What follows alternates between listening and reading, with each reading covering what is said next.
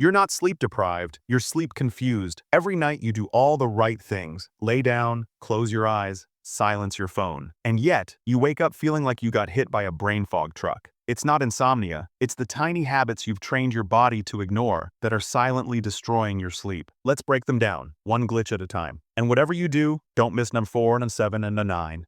1. Your phone.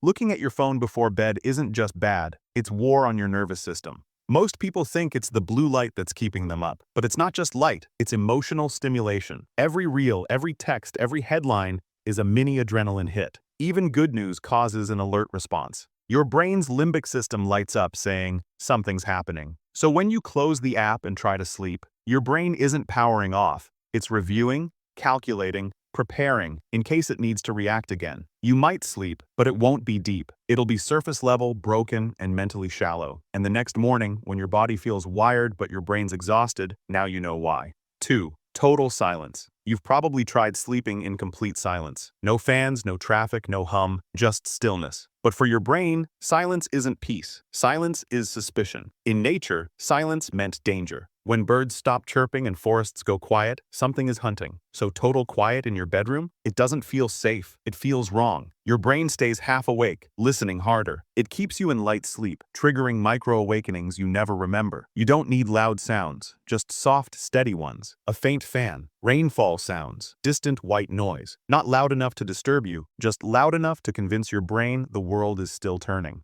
3. Your pillow. Your pillow might be doing more harm than good. It doesn't stab you, it doesn't scream, it just tilts your neck, slightly, in the wrong direction. That angle, just a few degrees off, misaligns your spine. And your body? It notices, it reacts. Tiny twitches, muscle tightness, constant repositioning. All night, your brain keeps issuing tiny commands to get more comfortable. Each one drags you out of deeper sleep. You won't remember any of them, but by morning, you'll feel like you barely slept. A pillow is supposed to support you, not fight you, and yet most people sleep on whatever they bought 5 years ago, without a second thought. 4. One last scroll. That one last scroll you do before sleep, it's not harmless. It's training your brain to stay awake. Every time you scroll in bed, you're reinforcing a pattern. Bed equals screen time. Bed equals stimulation. Bed equals alertness. Eventually, even if you stop using your phone in bed, your brain remembers the pattern. It gets confused. It doesn't know whether it should prepare for rest or wait for a dopamine hit. This is called conditioned arousal, and it's why so many people lie in bed wide awake, even after doing everything right. Break the loop. Keep your bed sacred. No scrolling, no TV, no just one reel. Train your brain to see the bed as a place of rest, and only rest. 5. Bedroom air. You breathe all night, but what are you breathing? Most people sleep in sealed rooms with no fresh air, rising CO2 levels, dust particles, maybe even lingering chemicals from air fresheners or cleaners. Over time, the oxygen level in your room drops, and your brain knows it. It doesn't fully wake you up, but it pulls you out of deep sleep just enough to disrupt your rest. And if you're waking up with headaches, dry mouth, grogginess, or just general heaviness, your air quality might be the reason. You don't need fancy filters, just crack a window. Add a plant like a snake plant or aloe vera. Run a small fan for circulation. Let your room breathe with you. 6. Your wake-up time. You've heard this one. Wake up at the same time every day. It fixes your sleep. But what no one tells you is, only if your body is ready. Forcing yourself up at 6 a.m. after 5 hours of broken sleep isn't building discipline. It's building exhaustion. If your brain's still in REM when your alarm goes off, ripping yourself out of it creates a sleep inertia that can last for hours. So when people say they wake up feeling worse on a schedule, they're not lazy. They're interrupting their brain's most delicate work. Consistency matters, but timing matters more. And if your rhythm is out of sync, your body treats even a full night's sleep like a false start. 7. Your breathing.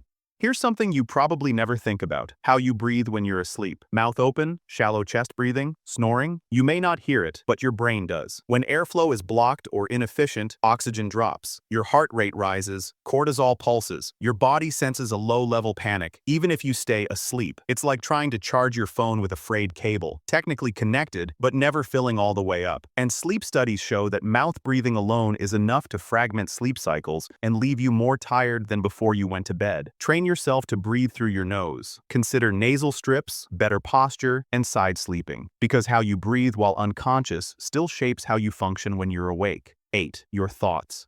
Your to-do list isn't just ruining your mornings, it's following you into bed. You lie down, and suddenly your brain remembers the unpaid bill, the thing you forgot to text, the awkward thing you said 3 years ago. That's not overthinking, that's your mind trying to solve problems without your permission. And guess what? Every time it spins a new worry, your body produces just enough stress hormones to jolt you out of deep sleep. So even if you don't stay awake for long, your body dips in and out of rest like a skipping record. One trick? Write it all down before bed. A worry dump, a to-do purge. If your brain knows it's saved somewhere, it stops trying to rehearse it all night long. 9. Glass of water. It sounds healthy. One last glass of water before bed. Stay hydrated, right? But here's the thing. Your body doesn't hold it until morning. Midnight bathroom trips, even if you don't fully wake, cause internal disruptions. You break REM. You adjust posture. You flood your body with wake-up signals that confuse your clock. Worse, you may not even remember getting up, but your sleep data will show the damage. Stop drinking 1 to 2 hours before bed. Hydrate earlier in the evening, because hydration is great until it becomes a built-in sleep sabotage system. We think of sleep as passive, like it's something that just happens when we stop moving. But the truth is, sleep is active, strategic, alive, and everything you do, hours before your head hits the pillow, is either helping or hurting. None of these glitches are obvious. They don't feel like mistakes, they feel like normal life, but each one is shaving minutes, even hours, off the rest your brain desperately needs. Fix them. And your sleep doesn't just improve, your life sharpens, your mind clears, your emotions reset. You stop surviving days and start owning them. This is what sleep was meant to be, and now you know how to take it back. If this helped you understand your own patterns, hit the like button and subscribe. If you recognize someone else's habits in here, send it to them.